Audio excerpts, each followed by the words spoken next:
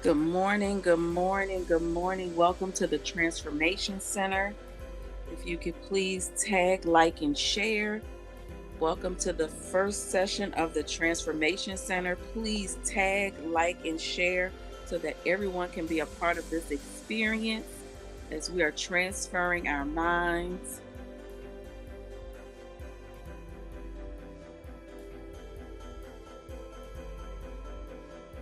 Good morning. Welcome to the Transformation Center.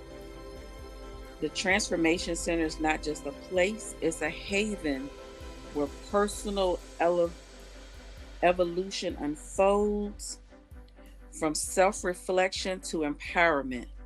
We provide a nurturing environment that fosters positive change and self discovery. Our vision is imagine a space where you shed the old and embrace the new, where challenges become stepping stones and every setback is an opportunity for growth. That's what the Transformation Center is all about. A place where metaphor is not just a process, it's a celebration. So, and during the Transformation Center sessions, we offer personal growth workshops, wholeness and wellness programs, empowerment coaching, a supportive community space, and creative expression. So we welcome you. We thank you for joining us. We ask that you please tag, like, and share as we prepare to hear from our guest speaker for today, none other than the wonderful and impactful Dr. Deanna Morris. And so we want you to get your notepads out, prepare your questions, open your mind and heart as we get ready to spread our wings and embark on this journey of transformation. Because during the Transformation Center, we embrace change, embrace growth, and we embrace you. So let me introduce to you our speaker of the day is Dr. Deanna Morris, who has become overcame many of her own life challenges, showing up to break the mold and create new narratives by addressing real life issues in her God assignment. She is the author of two books, My Husband's Rib and SQAD Squad Leadership Coaching Manual. She's the founder of DRM Ministries. She is also the owner of Life Sees Coaching and developing firm offering life coaching, prayer coaching, relationship coaching, and empowerment speaking. Apostle Deanna has served in many capacities in ministry. Her passion is prayer and intercession. She's received her doctorate in leadership administration and master's in leadership ethics from the Empowerment Theology Institute and Bible Seminary. She's founded the Ministries RVA in Midlothian, Virginia, with her late husband, Apostle Marcel Morris. She currently serves as the Vice Chair of Family Global Collective Lead by her spiritual parents, Apostle Gregory and Pastor Keena Thomas. She is the walking scripture, Psalms 27 and 13. I would have lost heart unless I had believed that I would see the goodness of the Lord in the land of the living. So I bring to you none other than our own very Apostle Deanna Morris.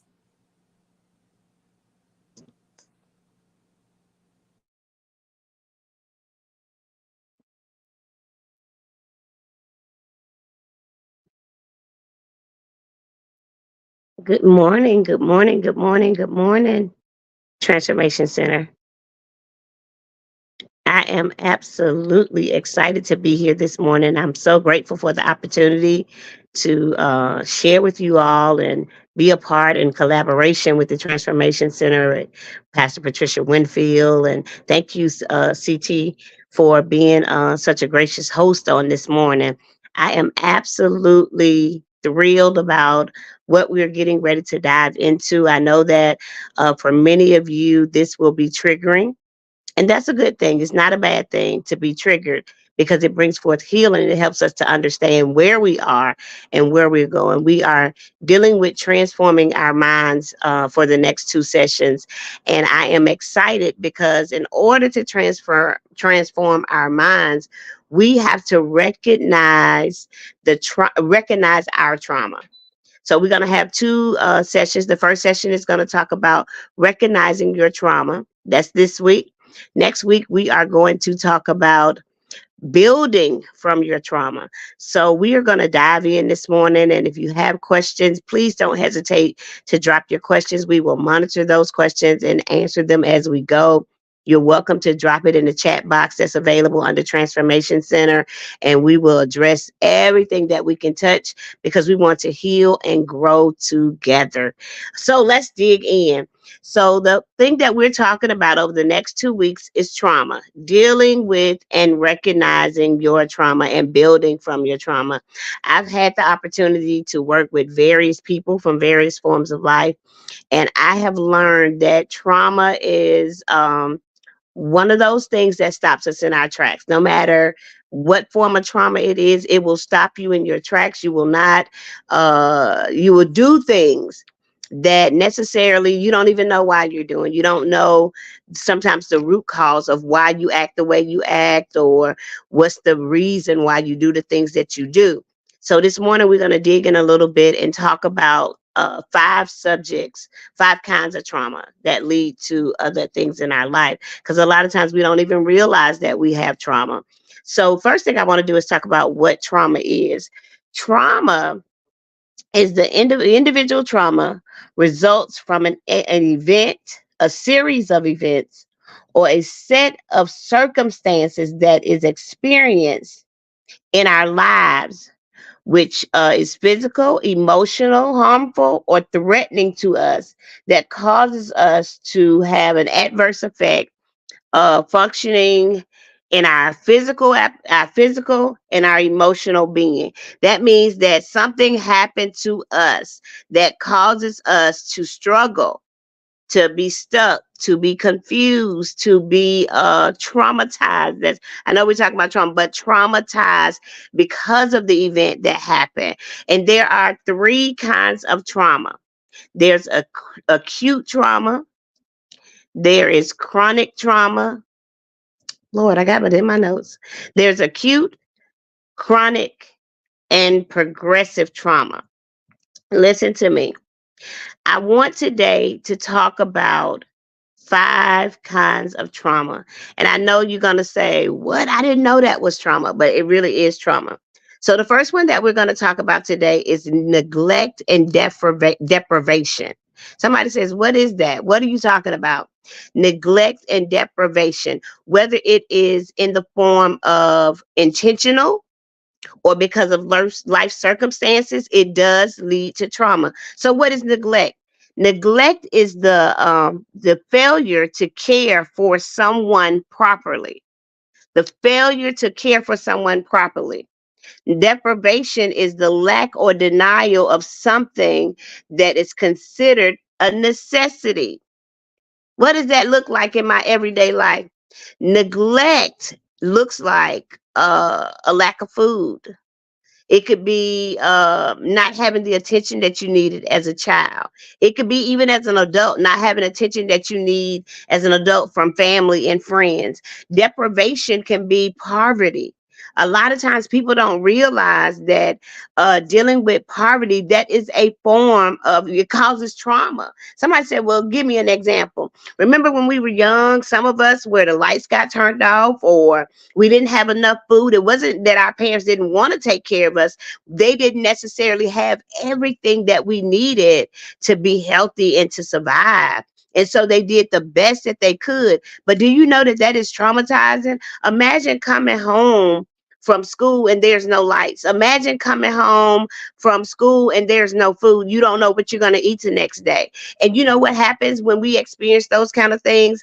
As we get older, we make decisions. I'm never going to be hungry again. I'm never going to be without again. So we get into relationships and we do things that aren't necessarily healthy for us, but it's because of the vows that we made, because of those traumatic experience of being in lack. Somebody said, well, everybody's dealt with poverty before. Yeah, but we have made it so normal in our lives that we don't realize that it is trauma.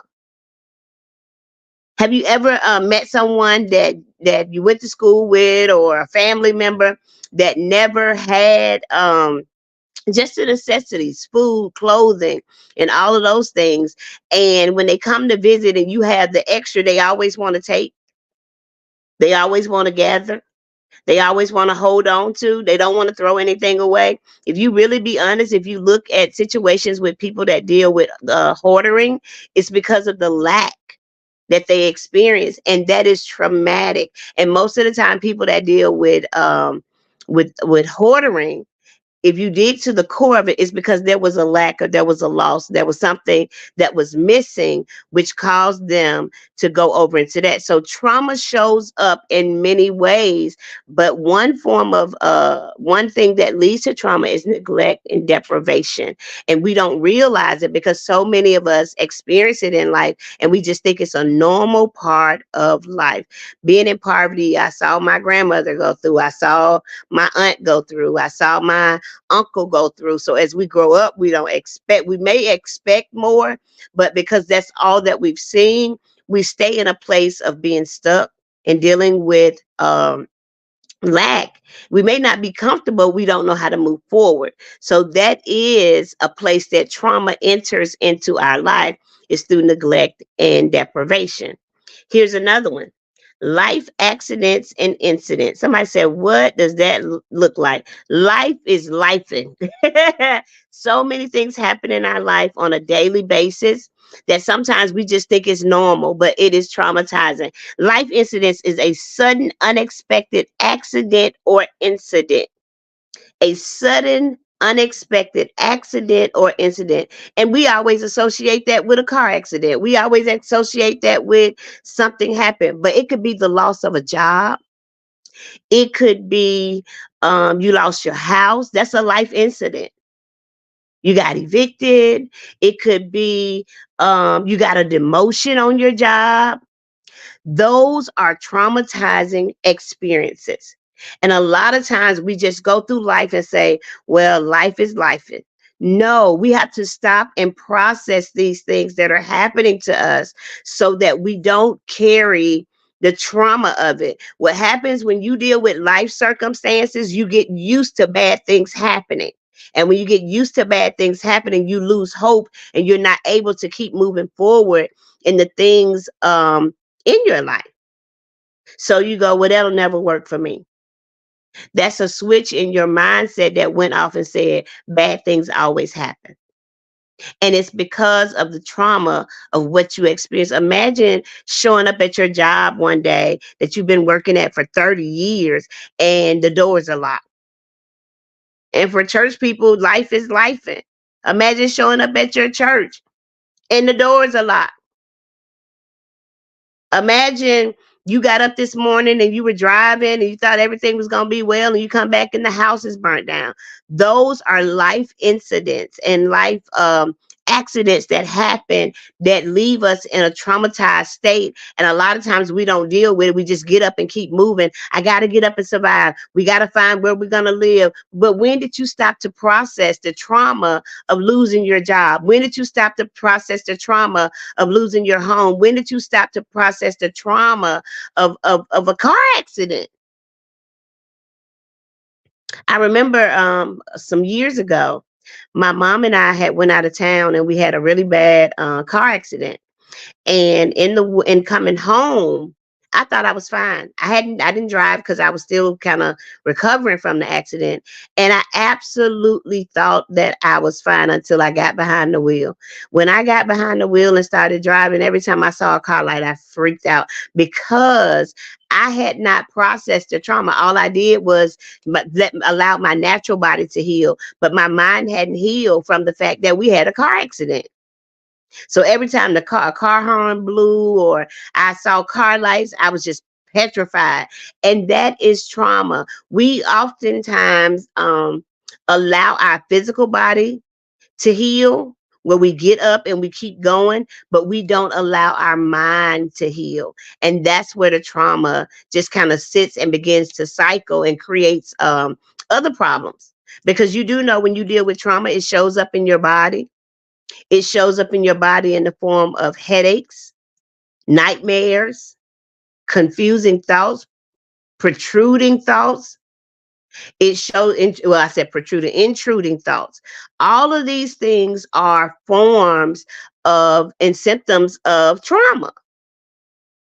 But we keep going. When you experience certain situations and you notice that your sleeping pattern is off, that's trauma. Those are symptoms of trauma. It didn't just pop up out of anywhere. You never had problems sleeping, and all of a sudden you're struggling and you're sleeping. Those are signs of trauma. We are recognizing our trauma on today. So we've talked about neglect and deprivation. We talked about life incidents and accidents. Here's a big one.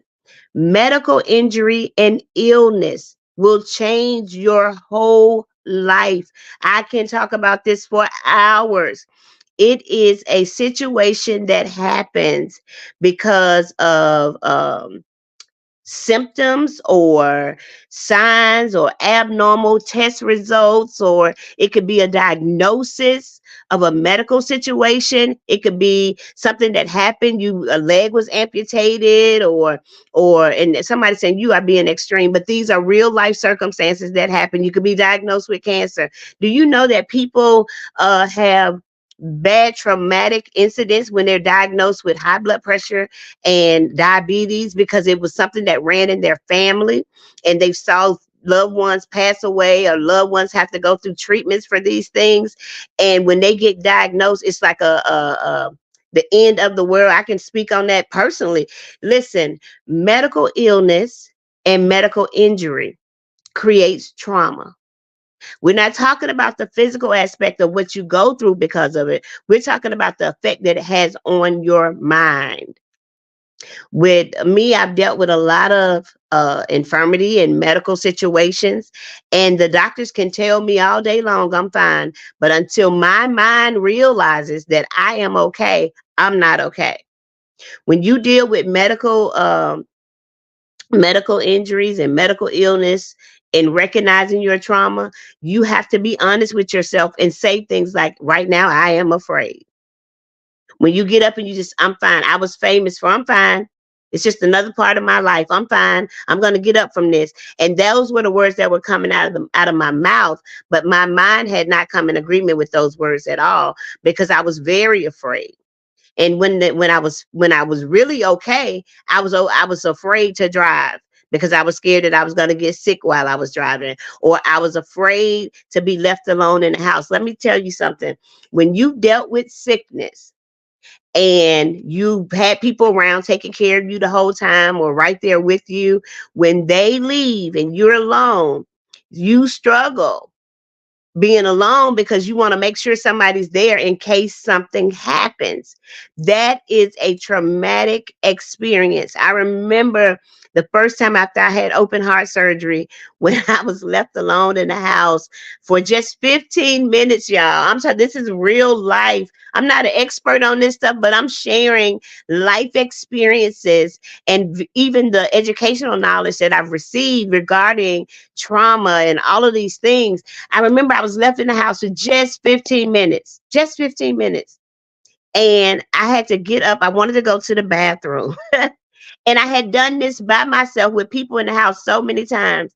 But the minute no one was there and I wanted to get up to go to the bathroom, I was convinced that I was dying. I was convinced that I was having a heart attack. I was convinced that I couldn't get up and walk because I was completely traumatized that nobody was there and I had to get up and do this on my own. And was I physically capable of doing it? Absolutely. But mentally, my mind had not come to the fact that, girl, you okay, you can get up and you can move by yourself.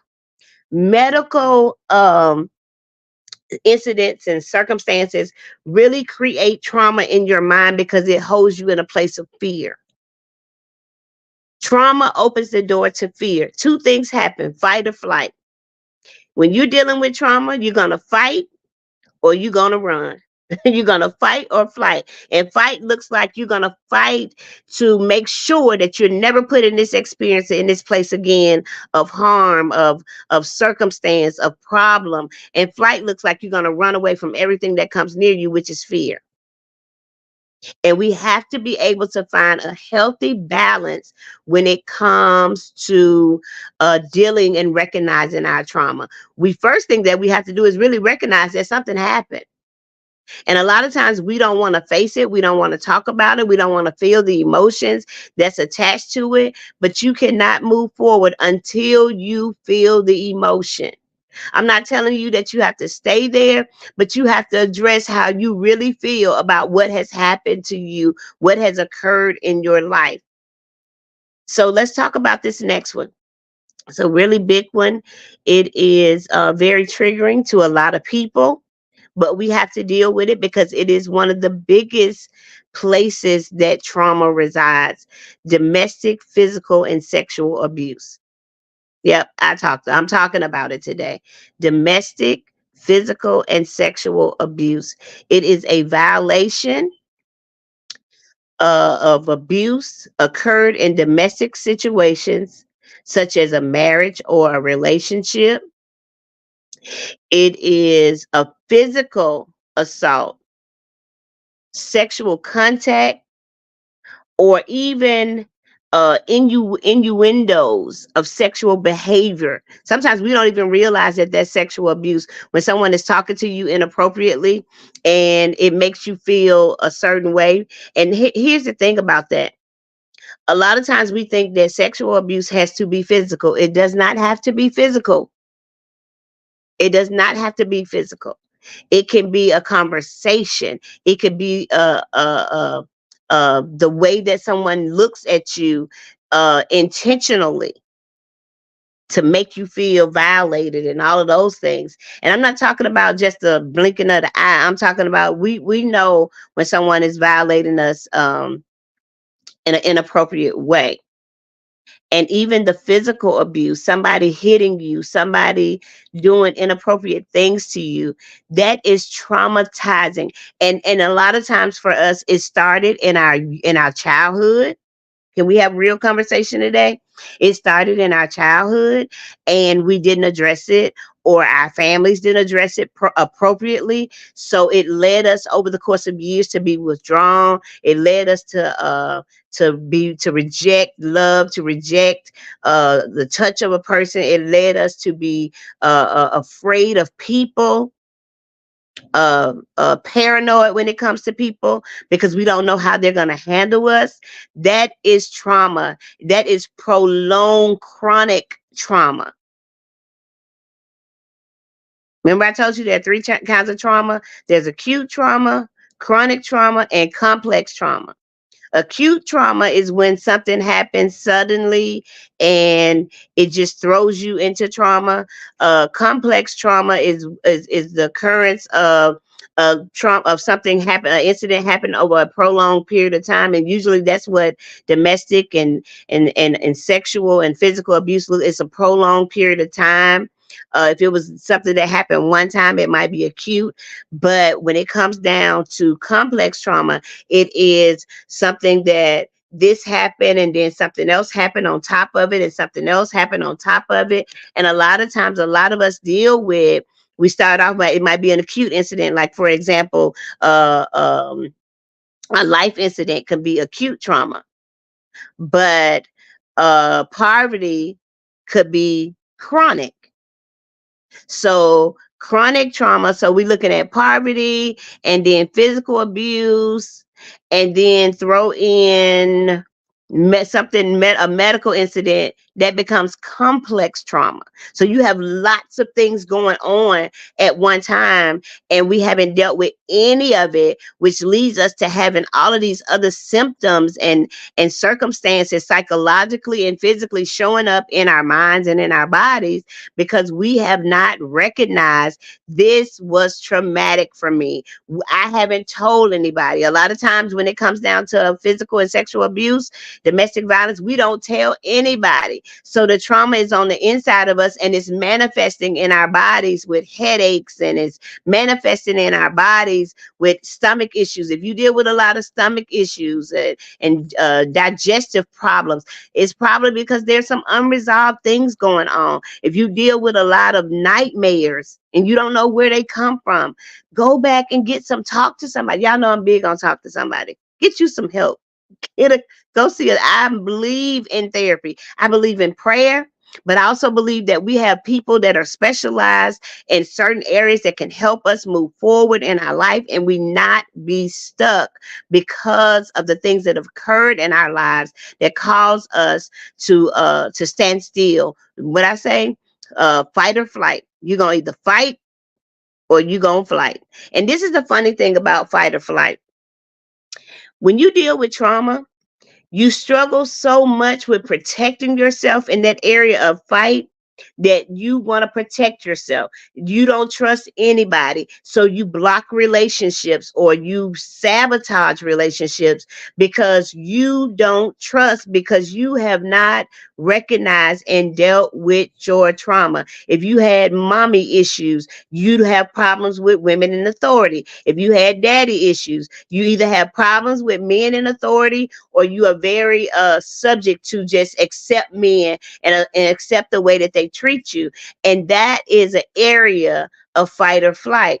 When it comes down to the flight part of it, you run from everything. You run from confrontation. You run from just even standing up for yourself in the simplest form. And the sad thing about that I've learned over the years is when you don't stand up for yourself, you allow people to treat you any kind of way. You accept what they say about you, and you don't move forward because you never think you're good enough. That comes from trauma. We don't even associate these things. We're recognizing our trauma on this morning. Here's our last one that we're going to talk about, and it's a really big one: loss and grief. Loss and grief, and recognizing our trauma. We're just talking about the 5 things right now, just 5 areas that lead to trauma. Loss and grief. Listen, loss and grief. The loss is the fact or process of losing someone or something that you value. Grief is the natural emotional response to the loss of someone close, such as a family member or a friend. Can also occur after a sudden illness, a divorce, a bitter, significant, other significant loss. Sometimes we don't realize that. We just think, and I hate when people say this. Death is a part of life. It absolutely is. It is truly, it is part of life. Life is but a vapor. But how do we handle the process of loss? How do we handle the process of grief? And a lot of times we don't handle it at all. We don't touch it. We just keep moving. And when it comes down to the trauma of loss and grief, we have to be able to stop and feel what we feel. Because if we don't, life will force us to feel it. You cannot just listen. Let me make this so plain. You cannot lose your hand and act like you still have a hand, because the things that you used to do, you cannot do if you don't have that hand anymore. And that is the same thing when it comes down to losing family members and loved ones and friends. You cannot act like it did not happen. Not only can you not act like it did not happen, but you have to address how you feel about it. You cannot just walk around like nothing happened. That is internal torment and grief on the inside that causes severe trauma. It causes you to stop building relationships. It causes you to be fearful of losing other people around you. And we have to deal with it. That's the same thing with the loss of things, and losing your home, losing your car, financial loss. Say you had a successful job and you always had money, you were always able to have the things that you need, and all of a sudden something happens and you don't have that job anymore and you don't have the money anymore, and we don't deal with that. That is a loss, a significant loss. It causes a lifestyle change. Loss causes lifestyle changes, whether it's a physical person or something tangible. It causes lifestyle changes, which is traumatizing. Imagine you went from living on your own, and you and your family had a house and y'all were doing really well, and something happened and you have to move in to live with that is absolutely traumatizing, not just to the children, but it's traumatizing to the parent, to the wife, to the husband, to the single mother. Imagine being a family of a family, husband, wife, and some children, and you lose your husband. That's traumatizing. It's a lifestyle change.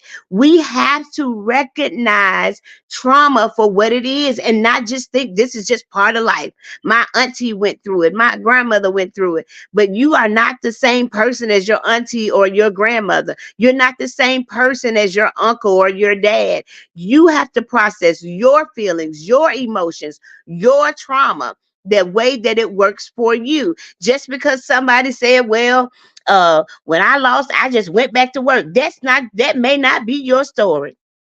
I just stayed busy at work. No, that may not be your story. I just dug in and got some new friends. That may not be your story. You have to recognize what is traumatic for you and deal with it step by step. You cannot ignore it. There's no way you can ignore trauma in your life. And let me give you some examples of what it looks like, how the trauma shows up. It says that the trauma shows up in the form of sickness. So really, you could have been not having any medical situations, but because you lost your home, you started dealing with depression. You started dealing with high blood pressure because you were worrying all the time, and it led to some other issues. That's why we have to deal with our trauma. If you find yourself in relationship after relationship after relationship, not knowing why this keeps occurring, why do I keep having issues in relationships? Why can't I stay in a healthy relationship? Go back and trace where you've been in your life. I had a client once, I'll never forget this, and I talk about this often. I had a client, and I asked her, has she ever dealt with any trauma before? And she said no. And I said, okay. Maybe she hadn't. I didn't know. But here's the thing. When I said, well, start, tell me a little bit about your life and your family, she went down this list of things that had happened. And I'm looking at her like, baby, that's trauma. That's why you respond to things the way that you respond to things. Think about relationships that you've had. Are you able to live on your own? And I don't mean like live on your own in your own house, but what if you didn't have a lot of people around you? Are you needy? Those are symptoms of trauma. Being needy, being controlling, symptoms of trauma.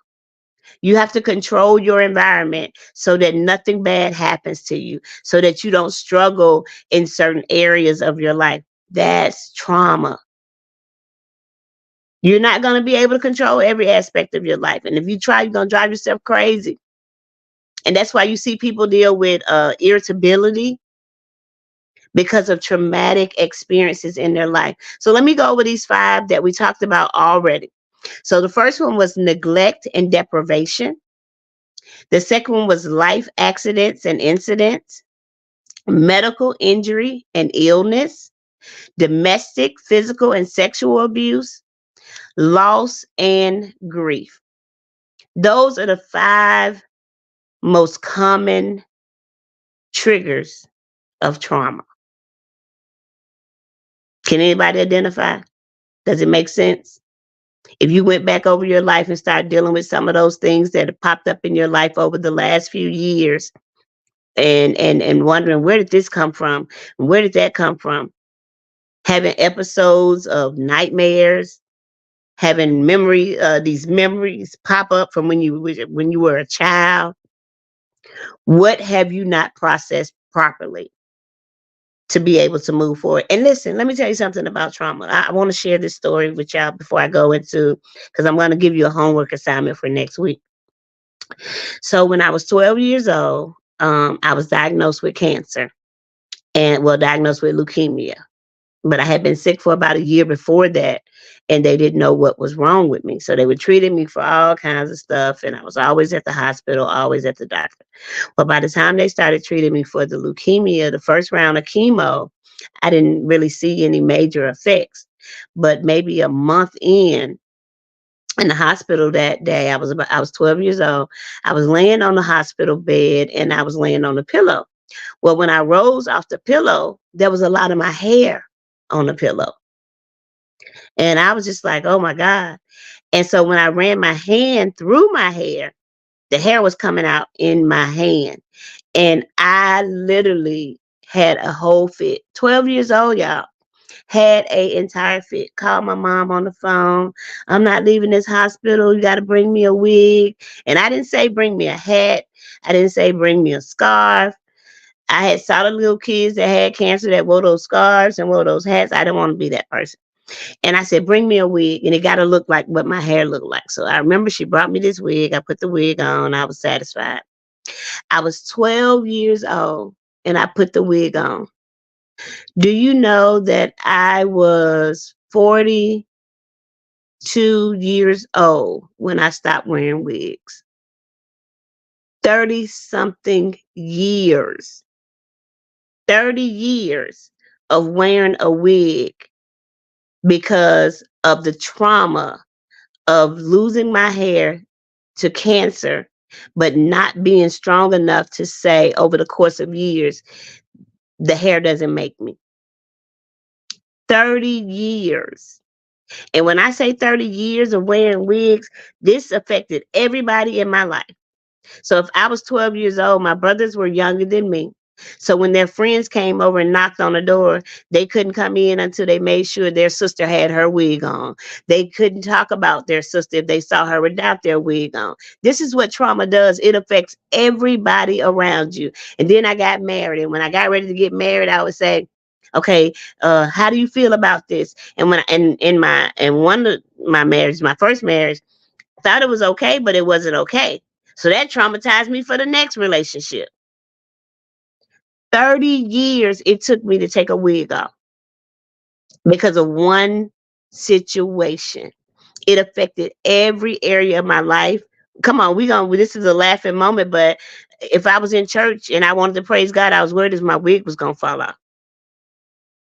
How traumatic is that I can't even have a real worship because I'm worried about this one little thing that could possibly just, in my opinion, expose me. What was it exposing me to? Nothing really. A conversation. But that's what trauma does. It makes the situation so much bigger than what it is. And it becomes a mind shift. It becomes something so settled in your mind that you cannot move past it. And I will tell you, I never forget that day I took that wig off and to make sure that I didn't put it back on, I took it off and I posted pictures of me on Facebook. Because at that point, if Facebook saw it, it's out there now, ain't no taking it back. And it was one of the best decisions that I made, but it took me 30 years to do it. It affected me even getting in a swimming pool. It affected so many areas of my life. I never forget, I rode in a convertible and I thought this is funny. I thought my wig was going to blow off. So I never did it again. But when I got free and took that wig off, I did everything I wanted to do. I didn't care what I still do everything I want to do. But that's what trauma looks like. It started at 12, y'all. And I was 42. 42 when I took the wig off. But trauma will have you in a place for so many years and it'll affect everybody around you. And you'll think that it's normal behavior and it's not normal behavior. That's why we're dealing with the trauma. We want to be able to be free, be healthy, live productive lives in spite of what has happened to us.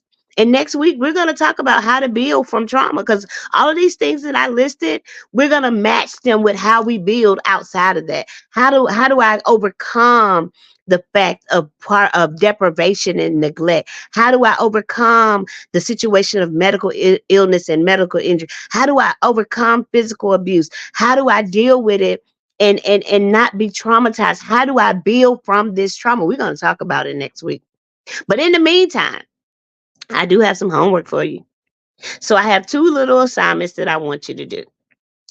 I want you between now and then to journal your thoughts and your emotions. Everything that we've talked about today. And if you go on the Transformation Center page, I'll drop the targets in there again.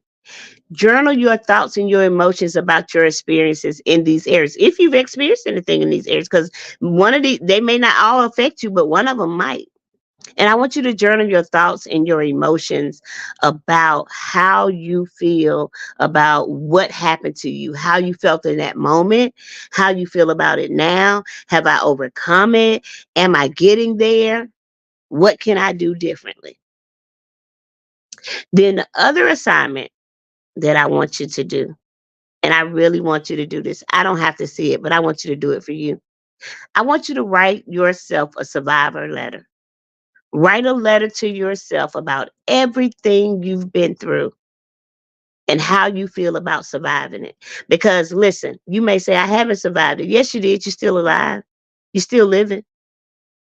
You're still here. So even if you survive from day to day, you survive.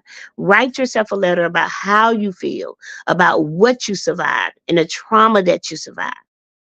You're capable of doing it. And this letter is going to really let you see where you've come from and how far you've come. So those are my two homework assignments for you for before our next session. And we'll talk about it. If you want to talk about it in the next session, we absolutely will. We will talk about it. I'll have some exercises for you next week. And it's going to be good. I mean, some serious exercises. I think next week we're going to be on Zoom so we can kind of interact a little bit more. But I'm excited. Listen, recognize your trauma. It might be something that I didn't talk about today. And if it is, you're welcome to reach out if you want to talk about it. The Transformation Center is available. My information is out there. You are welcome to reach out to us as we prepare to heal the trauma and transform our minds. So I'm excited today for your time. Thank you so much, Patricia, for inviting me on. I am excited about our healing. We're going to heal together and we're going to transform our mind. But the first place we're going to start is recognizing our trauma. I look forward to seeing you next week. I am going to turn it back over into the hands of Patricia. You guys have a great and phenomenal rest of your weekend. This is Dr. Deanna Morris.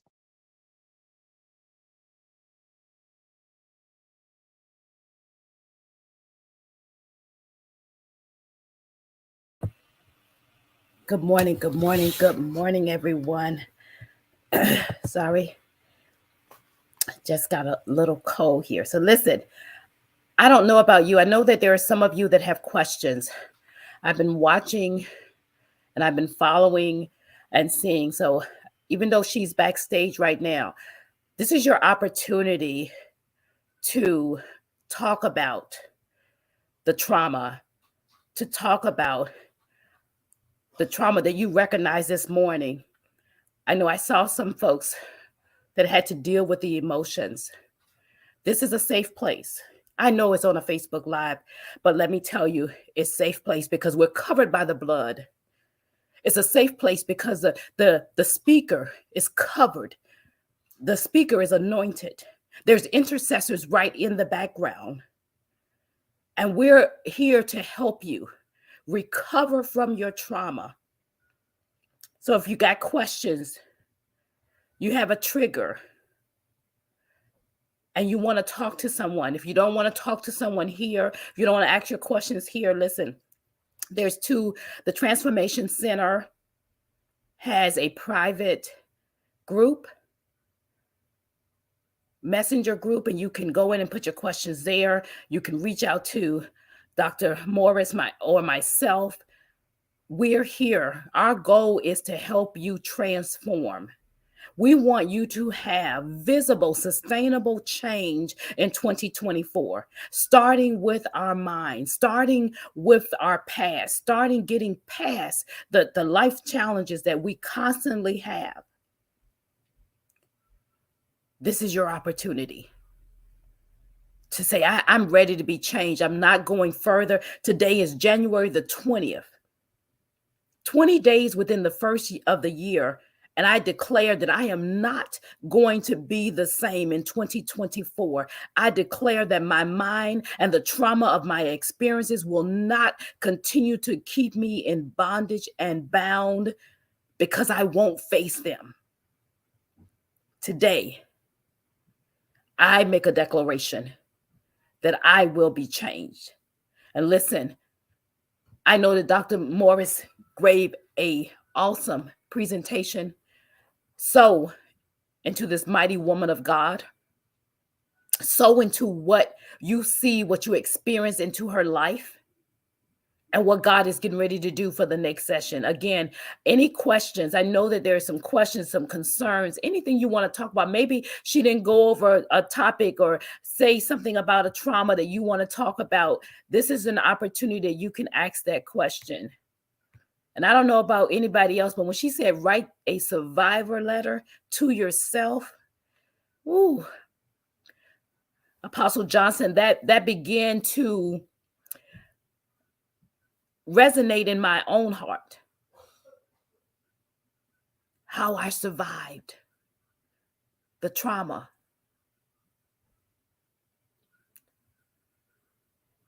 And you got to make that personal. I can't wait to see everyone just think about those journals, because something about writing things down, it becomes freeing. Writing reminds you that it is free. You get to see it in print. You get to declare it. And here's another thing that you can do once you write it, you can burn it. You don't even have to keep it. You can say, you know what, I'm going to write. You don't have to share it.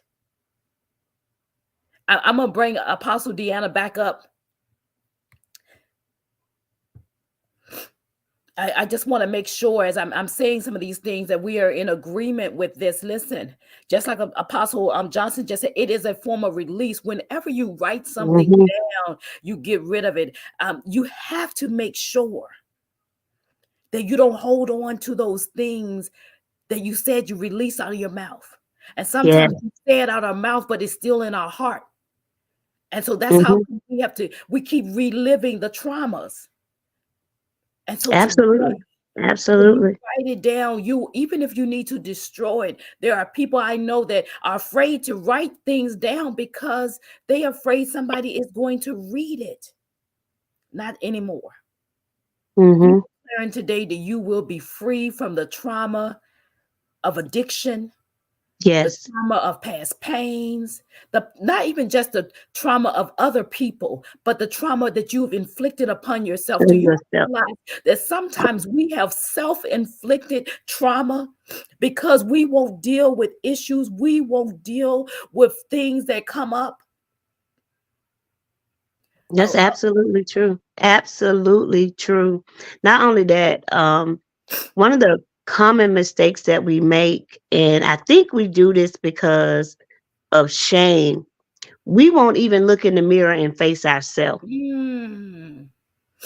I for a long time, because of some of the things that I had experienced in life, not necessarily things that other people had done for me, but things that I had accepted for myself. I would walk past the mirror, or I would do all these things, and somebody, just gonna sound fun to somebody, I would literally put my makeup on, get dressed, be all in the mirror, and never looked at myself. How about that? Wow. I would get completely dressed, put full of makeup and eyeshadow, and never look at myself in the mirror. Look at what I was creating. Look at the image that I was presenting. Mm, and never looked at me because I had issues with me, issues with the decisions that I had made, issues with things that I had done, issues with things that had happened to me. And I never forget, and even in telling the story about the wig, it was after I had taken the wig off and just hanging out and doing little stuff. One day I was in the mirror and I stopped and just started looking at myself. I mean, like literally, like, look at me, you know. And it was life changing because there's nothing to hide behind. mm. This is who I am. These are I'm that person that made that mistake. I'm that person that accepted that behavior. I'm that person that did that crime. Come on, let's talk real talk today.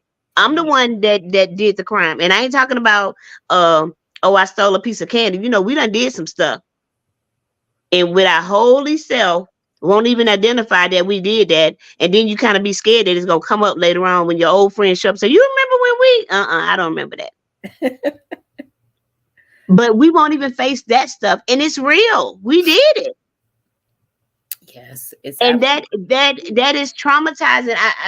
We have to recognize we are who we've been and get past the place of where we've been and be who we are now. But you can't do that until you deal with the real you. I wanted you to say that again. We are who we've been. That right there is enough. But sometimes, you know, we get past our past, but yet we don't deal with it. And so we got to That's it. recognize that it is a part of who we are, but it doesn't mean that it's a part of who we've been. It doesn't mean it's going to be a part of who we are. And in order to get past it, you still got to deal with Deal with it. Yes. it was Yes. a part of who you are, who you were, the things that you did in your past. It doesn't say that's who you are today because we know that people will hold us to our past. But once you recognize, yes, that was me. Yes, I did that. Yes, I behaved that way. But today, through the Let me t- blood, through the change, through the process, because we understand that transforming our minds is a process. It is not something that happens overnight. It doesn't happen like this. Let me tell you something that I tell people all the time, they laugh at me, and I mean it. You ain't gonna be better at telling on me than I'm gonna be better at telling on myself. Cause you're Mm, not gonna hold nothing over my head. You ain't God.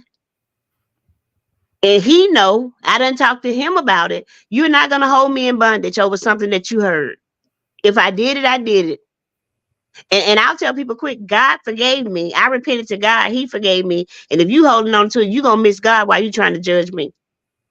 amen. Amen. I And want to address what Apostle Johnson put up here that's on the screen, that continuous dialogue that we have within ourselves, that keep us in those dark places or brings us to the light of who you truly are. It's the conversations that you're having with yourself. You gave your testimony, and I can only imagine, you know, at a young age, the conversations you were having with yourself was either going to keep you in that place, in that dark place, or was going to bring you into the light of God. And I'm sure that even at that age, and even as you grew up, God, why me? Why? Because that's our plea, that's our cry to God in our trauma. When and and things and and, and the other part about trauma is when you don't deal with your trauma and you don't face all of those areas of insecurity, because trauma leads to insecurity. When you don't face it, you start projecting it on other people. You mm, don't know, like as a young girl, even, you know, losing the hair is one thing, but then you around all these friends who have their hair, they getting weaves and they doing this. We talking 12 years old all the way up to I'm 42 years old. My girlfriend's getting all these different hairstyles. They over at this hair salon. Do you know I had a problem going into the beauty salon? wow. If they would, that's not my. I don't go with you there because I don't belong in here. I don't fit in here. And those were the thoughts that I would have in my head. I mean, countless hours of trying this beautician to do this and do that, and it come out looking crazy. And now I got to deal with what people are going to say about that. And the thoughts would be, nobody's going to accept you. You don't belong here. This is not for you. And it's something as simple as hair. We're not even talking about losing a limb. We're talking about some hair, y'all. And when trauma hits a person, it doesn't matter if your trauma is medical illness and my trauma is poverty or a lack of food. Guess what? You know how people go from when they're young and they have a lack of food, and you see people that deal with obesity. And I'm not talking about like just, obese. I'm talking about extreme obesity, my 600-pound life kind of stuff. It's because there was a lack of food. And they made a vow. Hear what I'm saying. Mm-hmm. They made a vow. I'll never be hungry again. I'm going to always eat what I want. Like, that's my testimony. I'm telling y'all the truth. I'm going to eat what I want. Anybody that know me know. I'm going to eat what I want. But it has nothing to do with that. I'm just greedy. But they make this vow that I'm never going to be without. I'm never not going to have what I want. So they start eating. They start eating. And they keep eating. Because this is my satisfaction to my trauma as a childhood. I couldn't eat when I wanted to eat. So nothing is going to stop me from eating when I want to eat. I didn't have the clothes that, come on, you look, let's talk about these people's closets. Let's talk about this shoe fetish. Help me, Jesus. Help me, Lord. I always wanted good shoes. I'm never going to not have shoes. My friends always had shoes. I'm not saying that's where it came from, because my mama likes shoes too, so it might be inherited, but I'm just saying. But there are certain things that happen in our life, and we make these vows to ourselves, and they follow us. They follow us. And it's not because they were healthy vows, they were survival vows. Mm-hmm. Wow. Because of trauma. Nobody's ever going to violate me again. Mm-hmm. So we are very aggressive, very standoffish, very mean. Don't approach me. The person trying to come and be nice to give you, what you giving me lunch for? I'm not going to let anybody take advantage of me. That's what you said. When they said, I just wanted to buy you lunch. What you trying to give me lunch for? Because basically what you said is, I'm never going to let anybody use me. I'm never going to let anybody close enough to trick me with some food. Mm-hmm. And you know how that happens? When you dealt with a molestation and somebody gave you a piece of candy. I don't want nobody to give me nothing. Mm-hmm. That's what it looks like later on in life. That's true. The piece of candy drew you in. They violated you sexually.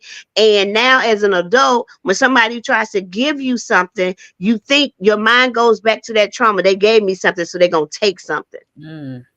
That's what trauma makes us do. Yeah. That's how we respond. At one point, it always feels like everything cost us something. That's it. Everything cost us. If no matter what relationship you're in, you think back, everything cost us. If I did this, it was going to cost me to do something. If I did this for you, it cost me. Everybody had a motive. And that's what happens in the trauma, is that what is their motive? Why did they do it? Mm-hmm. As you were talking about the clothing, it's just funny because I never thought about this with trauma. This is transparency for me. I have way too many clothes, y'all. Way too many clothes. And let me think. I have 5 sisters. So I received a lot of hand-me-downs until I got too big and nobody wore the same size. But then I got hand-me-downs from my mama. So that was a whole nother trigger right there. But now I have clothes, excessive amount of clothes. Why? Because I never wanted anybody else's hand-me-down. That's what it looks like. That is exactly what it looks like. That's what it looks like. That. And we don't even understand the behavior. We don't understand the behavior. I'm going to use my mama, and she might be on here. She might get me later for this, but I'm going to share this. So my family knows ain't nothing off limits.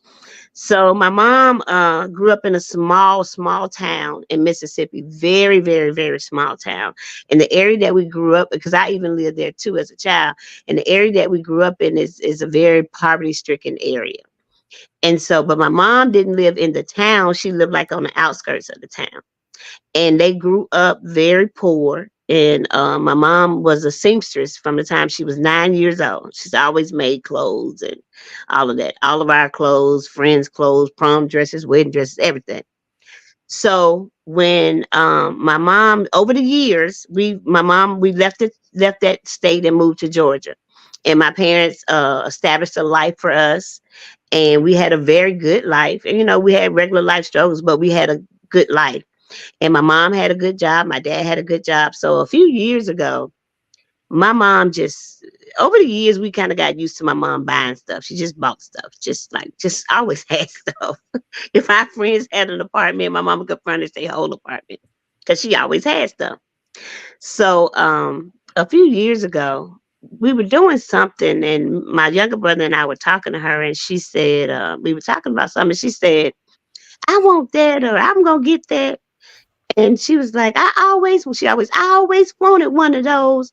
And she would go buy this stuff. What you gonna do with that? Well, what we realized was when you grow up in poverty and you couldn't buy and you couldn't have, your mindset is, now that I can, I'm gonna get everything that I want. And so one day we said to her, do you realize that you have arrived? And your mind doesn't trigger. You don't have to do that anymore. You have arrived. I mean, and it's not to say that in a bragging way, because arriving to somebody is one thing, arriving to somebody else is another thing. But she was in a place where you really can't have what you want, but you don't need that. You ain't got to prove it to anybody. You don't have to. You're not in a place of poverty that you have to, I got to get it because I might never, ever be able to get it again. Lady, you can get what you want. And you can throw that old stuff away. I remember my brother brought her a brand new TV because the sound in her TV had gone out. So when he took the TV down, he got ready to throw it away. She didn't want to throw it away. Wow. She wanted to keep it and put it in the sunroom. And I said, why? And she was like, because I could play it in my sunroom. And I said, Mom, throw it away. I said, we'll buy you another one, throw it away. But we literally had to argue with this lady to throw a TV away that had no sound when she had 5, maybe 3 or 4 TVs in the house already. You just got a brand new TV, throw the TV away. But that's what trauma looks like. That's how it shows up. And we miss it because we just think this is everyday behavior. That's not healthy. And if we don't talk about it, we don't realize that it's not healthy. One of the things I think that also inspired me to make sure that we talk about the trauma that's in our minds is being in a conference with you and recognizing some trauma that I had experienced, that I had not come out of and not had dealt with. And so, and it only gets triggered by certain things, not even you don't think about it. And so I want to encourage you guys, truly ask questions, message Dr. Morris, message myself, put it in the Transformation Center, whatever it is, because trauma happens daily. And we don't always recognize it unless it's our trigger. Because our triggers, I just kept realizing during that particular conference, I became a pastor. I'm just going to talk myself. I became a pastor. Becoming a pastor, then my brother died, like immediately. My apostle was going to another state to replant. So that means I was left with no support. I didn't have time to grieve my brother. I had to get in position. So that's trauma on top of trauma. Within that, in the last 5 days, I lost 2 more relatives. Not only did I lose them, but I preached the eulogies. And so instead of dealing with the trauma, I masked it. You Mm-hmm. put on that invisible mask. I don't have any makeup on today to cover up all my flaws, but that's what we do. Mm-hmm.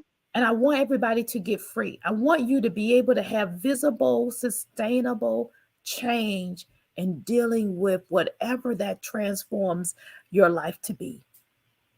I Mm-hmm. saw someone that says the memories were coming back. So I want you to address that, Dr. Morris. How do you, during this session, any session, as they hang up and somebody comes back to the replay and the emotion starts to come back? I need some suggestions because we can't get to them as fast as we're going to need to. Yeah. When those memories come back, and they do. Trust me. I say this. I usually open these sessions like this. You're gonna be triggered. There's no way that you won't be triggered sitting in a session like this. But one of the things that I tell people is feel what you feel. That's why I gave that assignment of writing and journaling your thoughts and your emotions. And listen, let me add this.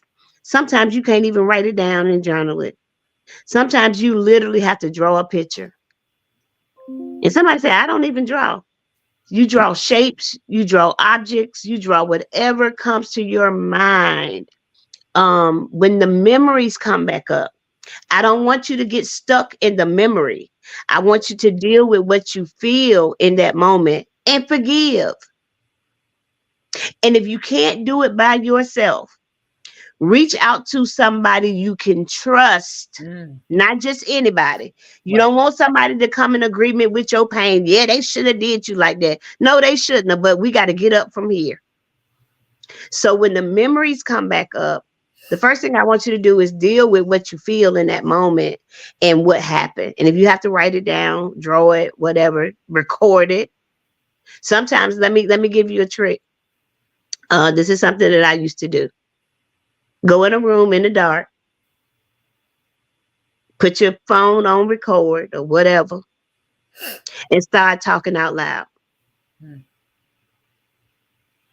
You don't even have to record it. For me, I need to record it because I need to know what I said. Because I get emotional and I miss some stuff that I said and I need to go back and deal with it.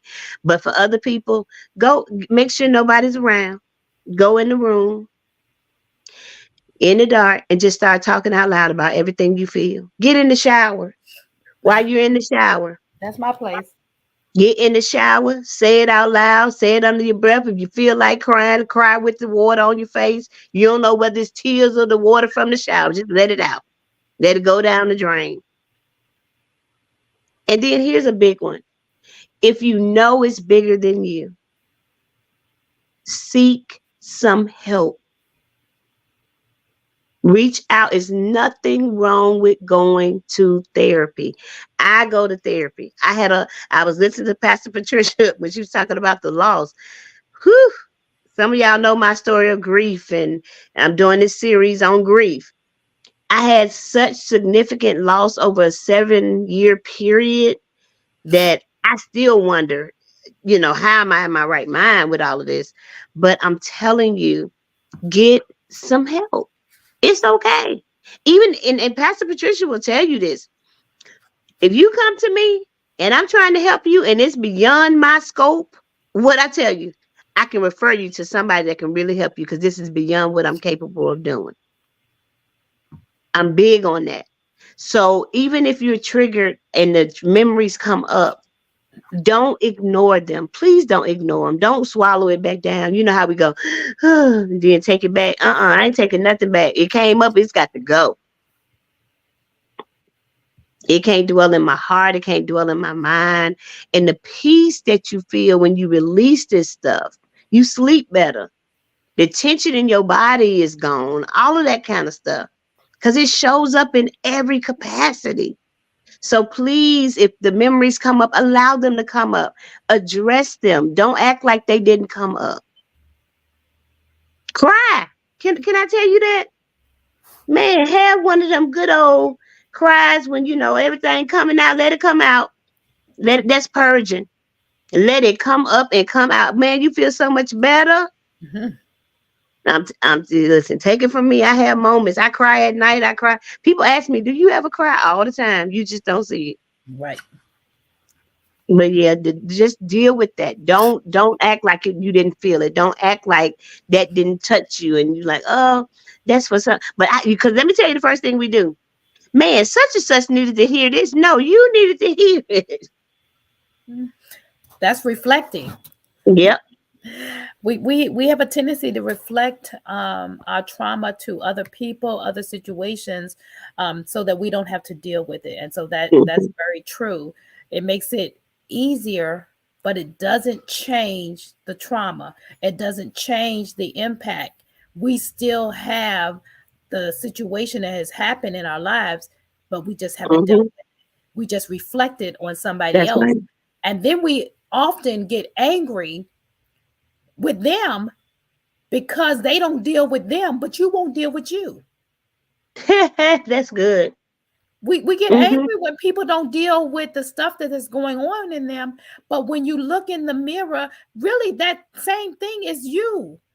And that's how you recognize it. We recognize certain things in individuals because it is on the inside of us, but we just haven't dealt with it. We only see their part and not us. And so we have to make sure. We have to make sure that. So here's questions for you. Dr. Morris, will you be addressing those who are dealing with others who are trapped in trauma but are not ready to acknowledge and deal with it? Yes, we could talk about that next week, because let me touch this right here. You can't make a person touch it. You cannot make, if they're not ready, you cannot make them. But the other thing you cannot do is spend a lot of time. What's the word I want to use? You cannot spend a lot of time. This is for a lack of a better word coming to my mind. Pampering them or soothing their trauma. Because when a person is dealing with trauma, when you patting on them, oh, it's gonna be all right. It's gonna be all right. It keeps them in that place even longer. You have to let them deal with it, but you can't wear yourself thin trying to make them deal with it, if that makes sense. So there are people that just don't want to touch it, and you cannot force them to. So absolutely. And we'll dig a little bit deeper in that next week when we talk about building from these areas, because it's a choice to build. Wow. Did y'all hear that? It's a choice to build. It's a choice to be healed. It's a choice to be delivered.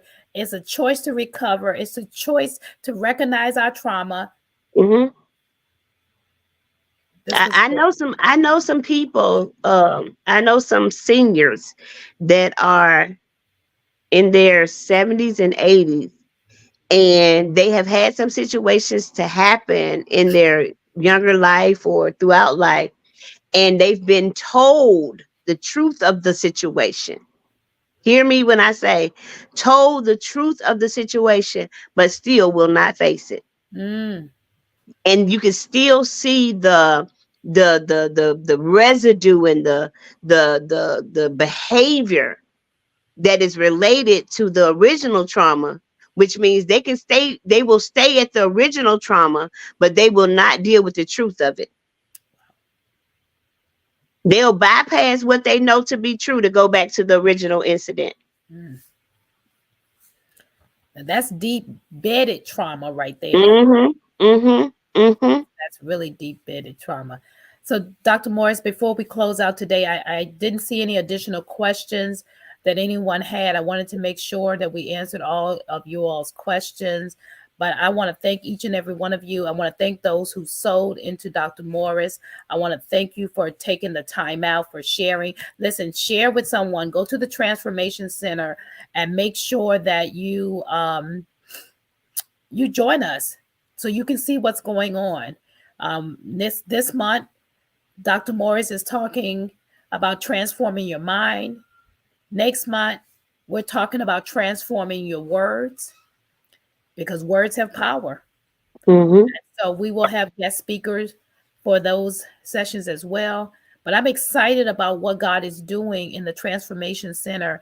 And again, it's not just about your spirituality, it's about your mind, it's about your body, it's about your business, it's about your ministry, it's about your spiritual life, it's about your personal life, it's about you.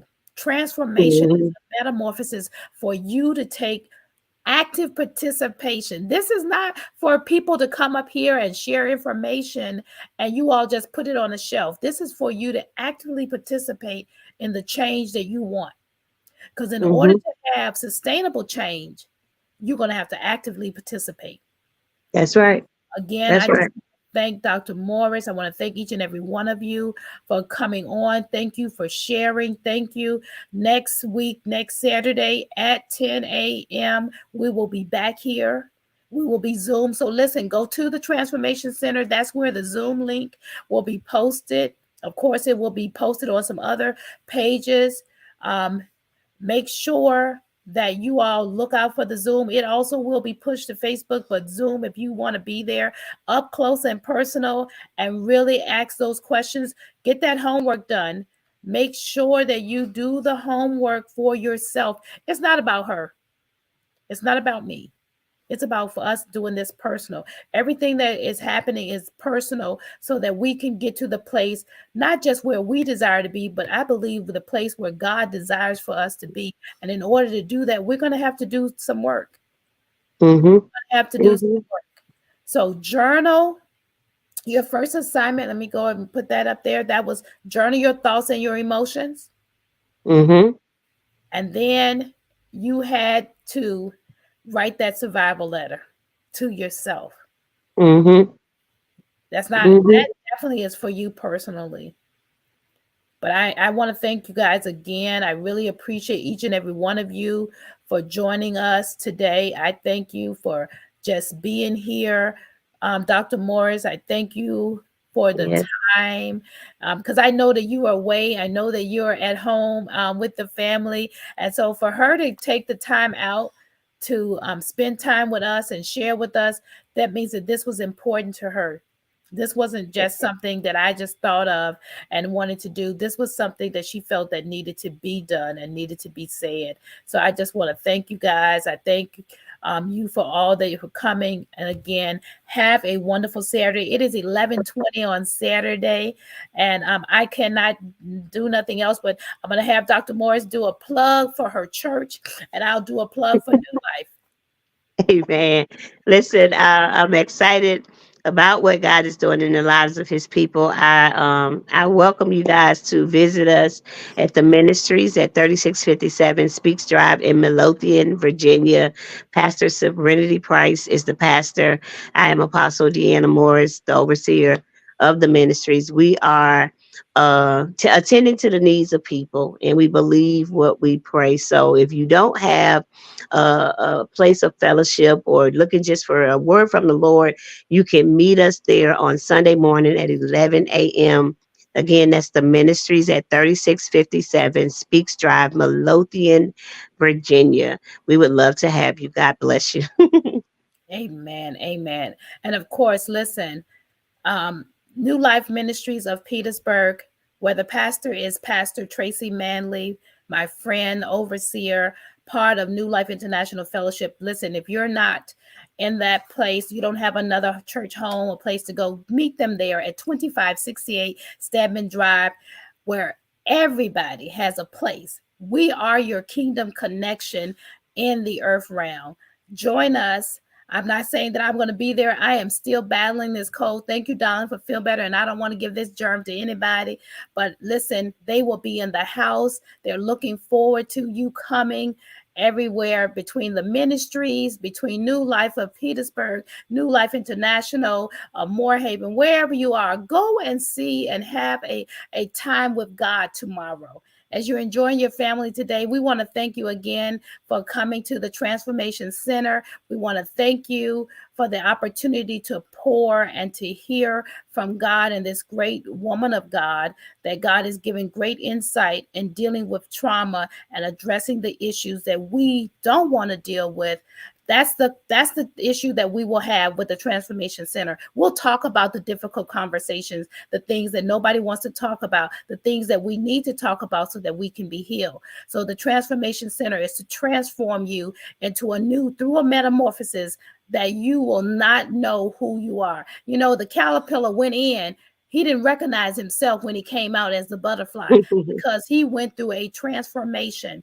The goal is for you to go through a transformation that you will not recognize, and neither will the other people around you. Have a great day, and let's go and be transformed, everybody.